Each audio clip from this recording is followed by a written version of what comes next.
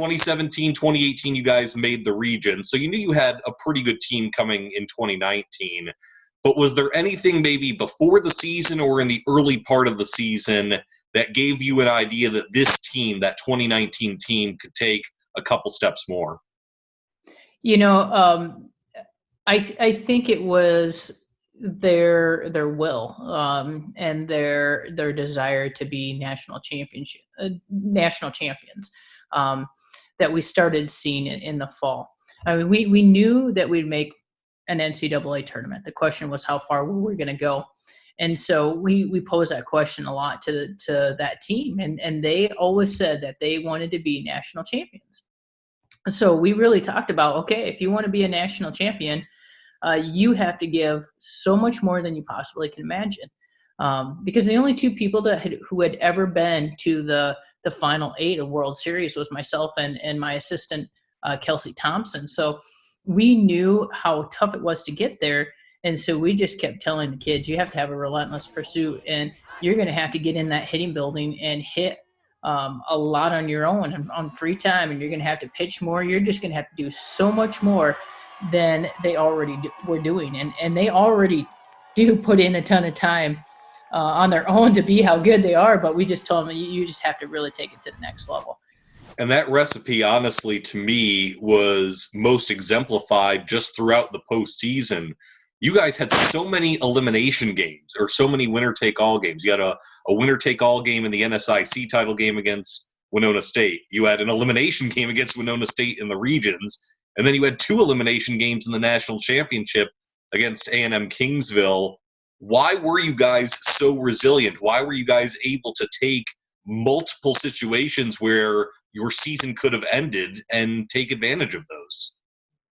I really think, again, it goes back to them just really keeping their eyes on the prize, which was for them winning a national championship, and then really trusting each other and trusting in their own abilities and everyone around them. I mean, they had complete faith in the person next to them and the person who was on the bench helping.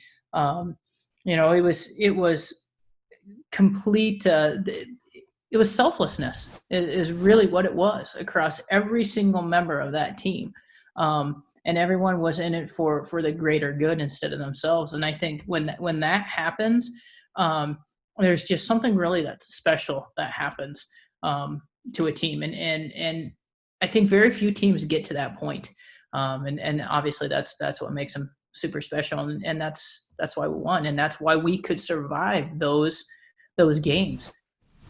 There were obviously several standout performers on that team in 2019, but I want to focus on the pitching because Amber Elliott and Olivia Walters and Ashley Mitchell, combined, they had an ERA under 2. The opponent batting average was under 200 for the entire season. Did the pitching allow – this is kind of a two-part question. Did the pitchers give the offense more confidence, or was it the opposite? The offense gave the pitchers confidence? Just because I see the pitching statistics, and it looks like to me, no matter who you had in the circle, they were confident they were going to get the job done. I think it was a bit of both. I definitely think they work off of each other. But our pitching stats that year and that pitching staff was just fantastic. I mean, and we had actually told them in December, we sat down and we went through their goals and we told them, where does your ERA as a staff? We don't go individually, we go as a staff where it needs to be if you want to be in a national tournament. So they had a goal that they were working for, and they obviously nailed it. And they just did a phenomenal job. But when you get ERAs as a staff like that, great things are going to happen. What do you remember about that final day against Texas A&M-Kingsville? Because you had lost the first game. You had to win twice in one day to win the national championship. What do you just remember about getting your team ready for that day? And, I mean, the cliche is one game at a time. Did you tell them one game at a time, or were they fully aware they needed to win 2 games? Well, they were fully aware that they needed to win 2 games. And we didn't really talk about one game at a time. What we talked about was that the game gives back.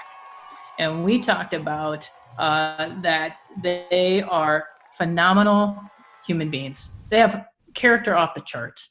They are really good students, and they're really great athletes. I mean, we had the full package in these kids. And again, that's what makes them so special. And so we talked a lot about when you play the game the right way, which I really felt like that these kids play the game the right way. And I feel like that they have for years. I feel like that's kind of a signature of our program. I feel like the game's going to give back. And I told them that we weren't nervous. I know the people in the stands were nervous. I know they were nervous when we went down, but we weren't. And I don't know why. I can't even explain it. I can't explain why we weren't nervous at all the entire tournament. We just had a level of comfort, and it just confidence in each other. And it was kind of goofy because we just really felt at home. And even down to some of like the warm-up music, because my team that year kind of put some songs that might not always be on warm-up music, like Country Rose by John Denver or Africa from, Toto and stuff, 80s music.